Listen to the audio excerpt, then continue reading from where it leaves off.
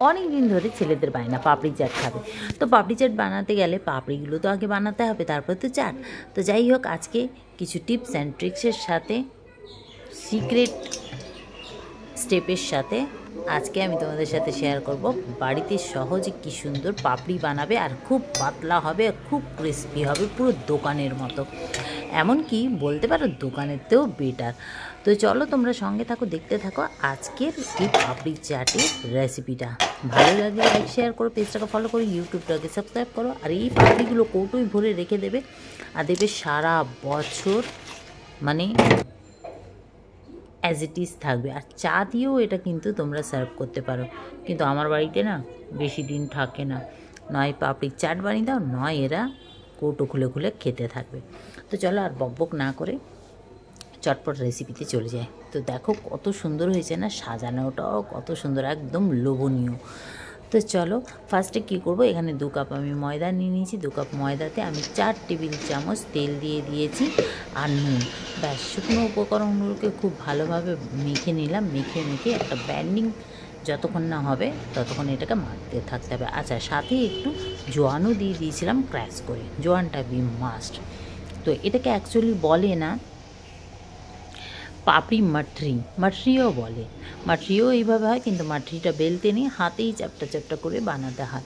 তো যাই হোক, আর এই পাপড়িগুলো না প্যাকেট পাওয়া যায়, 100 গ্রাম মনে হয় 40 টাকা না 30 টাকা নেয়। আমি অনেকবার এনেছিলাম, তো তারপর থেকে না আমি বাড়িতেই বানাই। বানানো যখন এত সোজা, আর তাহলে কেনই বা বানাবো না বলো। তো সুন্দর একটা ডো রেডি করে নিলাম নর্মাল রুম টেম্পারেচারে থাকা জল দিয়ে।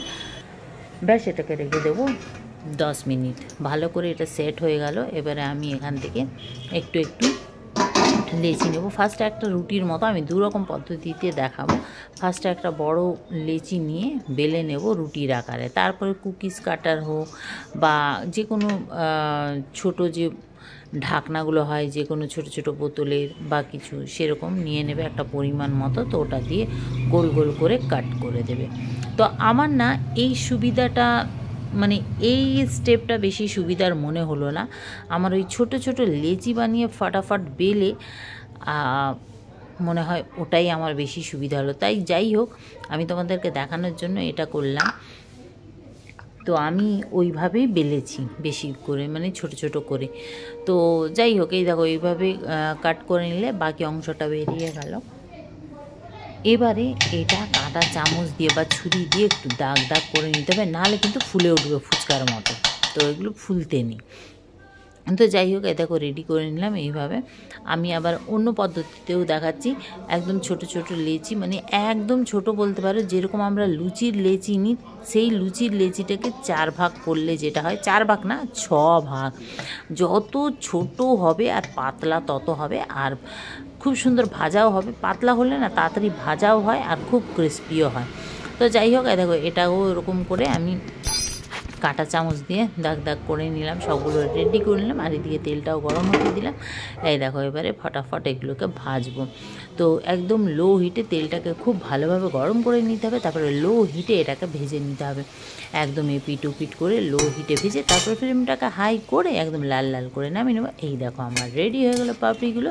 আর সত্যি বলছি, তোমরা বিশ্বাস করবে না, এত সুন্দর ক্রিস্পি হয়েছে না, এত সুন্দর ক্রিস্পি হয়েছে যে আমি নিজেই অবাক। আর আমার ছেলেদের চেয়েও বেশি আমারও খুব ফেভারিট এই পাপড়িগুলো। আমি তো শুধুই খেয়ে নিই। তো যাই হোক, আর এইভাবে এগুলোকে আমি সব বানিয়ে নিই। আমার বাড়িটা এমন জায়গায় না, রান্নাঘরেও বসে যদি আমি ভয়েস দিই, ওদিকে পাশের বাড়িতে থেকে আওয়াজ, গাড়ি ঘোড়ার, আর এদিকে যেখানেই বসে ভয়েস দিই না কেন, কিছু না কিছু আওয়াজ তোমরা পাবেই, গাড়ি ঘোড়ার, মানুষের কথা বলার। তো যাই হোক, চলো কৌটোয় ভরে রেখে দিয়েছিলাম, আবার এগুলোকে বের করে একটা প্লেটে সাজিয়ে নিচ্ছি ভালোভাবে। তো এই দেখো, আমি সবগুলো বার করে সাজিয়ে নিচ্ছি। এটা না সত্যি বলছি, মানে এর আগেও আমি পাপড়ি বানিয়েছিলাম। এর আগে আমি একটা এক্সিবিশন হয়েছিল মহিলাদের, ওখানে স্টল দিয়েছিলাম। তো প্রথম দিন বুঝতে পারিনি কেক বানিয়ে, মানে রেডিমেড জিনিস বানিয়ে নিয়ে গেছিলাম। আর পরের দিন আবার মানে স্টলটা, দোকান খুব ভালো চলেছিল প্রথম দিনে। তো পরের দিন আবার কি করলাম, রাতে এসেই সেই দিন রাতে এসে পাপড়ি বানিয়ে নিলাম। আর ময়দা ছিল না, আমি আটা দিয়ে বানিয়েছিলাম পাপড়িগুলো, আটা দিয়েও খুব ভালো হয়। তো যাই হোক, ওখানে পাপড়ি তো এত পাপড়ি বানিয়ে নিয়ে গেছিলাম, মনে হয় পুরো 100 পিস পাপড়ি আমি নিয়ে গেছিলাম বানিয়ে, মানে পুরো শেষ হয়ে গেছিলো। তা লাস্টে আবার দিতে পারলাম না লোককে। তো যাই হোক, এখানে প্লেটে সাজিয়ে নিলাম। আর আলু সিদ্ধ করে রেখেছিলাম, ছোটো ছোটো করে কেটে নিলাম। আর কাবলি ছোলা সিদ্ধ করা আমার ছিল, তোমরা চাইলে এখানে কাঁচা ছোলাও দিতে পারো। দিয়ে তারপরে দইয়ের মধ্যে একটু চিনি আর নুন দিয়ে গুলে রেখেছিলাম দইটাকে একদম ফেটে, আর উপর থেকে দই দিয়ে দিলাম। তারপরে ধনেপাতার চাটনিটাও আমার রেডি ছিল ফ্রিজে, সেটা দিয়ে দিলাম। আর তেঁতুলের চাটনি, এই চাটনিগুলো মোটামুটি আমার না ফ্রিজে রেডি করা থাকে। এই তেঁতুলের যে চাটনিটা, এটা যে সিঙ্গাড়া দিয়ে যে দেয় না, সেই চাটনি, তো এটাও দিয়ে দিলাম। আর সাজানোটা নিজের মন পছন্দ। ওপর থেকে চাট মশলা দিয়ে দিলাম, বিট নুন দিলাম, আর একটু ভাজা জিরের গুঁড়ো, ভাজা জিরে মানে ওটা জিরে ধনে সব রকম গরম মশলা টাইপের ভেজে আমি গুঁড়ো করে রাখি, ওটা দিয়ে দিলাম। ওটা হেভি টেস্ট হয়। তারপরে দিয়ে দিলাম ধনেপাতা কুচি, আর তারপরে আবার উপর থেকে একটু দই টই দিয়ে দিলাম, দেখতে ভালো লাগবে বলে। আর ধনেপাতা কুচি দিয়ে, সেও দিয়ে, মানে ঝুরি ভাজা দিয়ে, আর ওপর থেকে একটু বেদানা দিয়ে দিলাম, দেখতে যাতে ভালো লাগে, জাস্ট লুকটা একটু অ্যাট্রাকশান হয়, সেজন্যই এটা দেওয়া, নাহলে কিন্তু টেস্টে কোনো ডিফারেন্স আসে না। তো দেখো দেখতে কত সুন্দর লাগছে না, দারুণ লোভনীয় হয়েছে, একবার হলেও ট্রাই করো। আর সত্যি বলছি, বাড়িতে বানানো খুব সোজা। এই পাপড়িগুলো বানিয়ে রেখে দিতে পারো, যখন খুশি তখন চাট বানিয়ে খেতে পারবে। তো কেমন লাগলো রেসিপিটা অবশ্য কমেন্ট করো, ভালো লাগলে লাইক শেয়ার করো, পেজটাকে ফলো করো, ইউটিউবটাকে সাবস্ক্রাইব করতে একবার হলেও নিজেরাও ট্রাই করে দেখো। সত্যি বলছি দারুণ হয়েছিল, দারুণ। ছেলেরা তো একেবারে মানে এক প্লেট দিলাম হয়নি, একটা প্লেটে আমি 10টা করে পাপড়ি সাজিয়েছিলাম, তাতেও তাদের হয়নি, আবার আমাকে বানাতে হলো। তো চলো টাটা, সবাই ভালো থেকে সুস্থ থেকো, ট্রাই করো অবশ্যই।